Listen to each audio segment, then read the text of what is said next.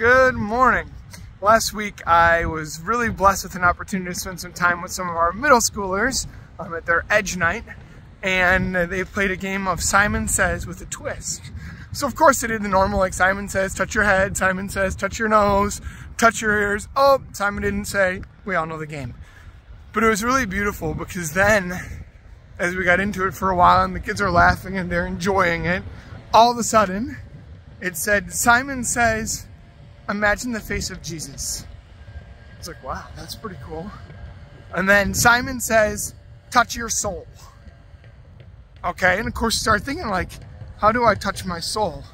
And so I immediately just kind of like close my eyes and I'm just kind of envisioning, I don't know, envision is even the right word, right? But in your mind's eye, just like, I'll say almost like sensing, like connecting with the depth of my heart.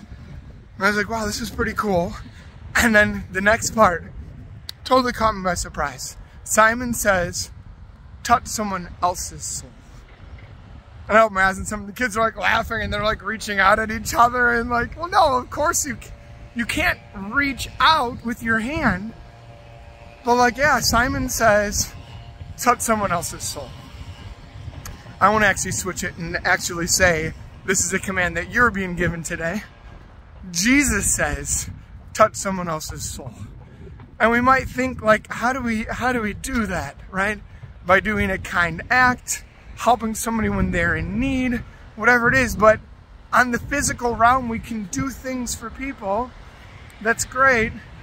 But the way that we actually touch someone else's soul is through love. It's the love behind the act.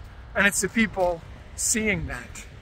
It's allowing people to feel seen, heard, understood, appreciated, chosen, like they belong, right? All these emotions and feelings that we want that really, even though they have their own names, could be brought together under the umbrella of to feel loved.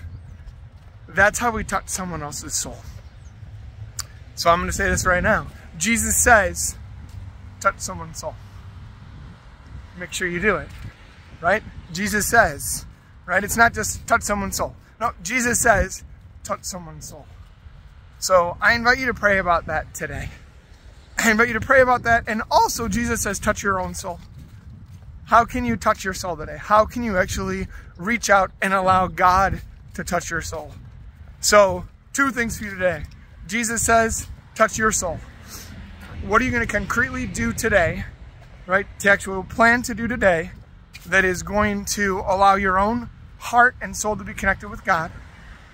And number 2, Jesus says, touch someone else's soul.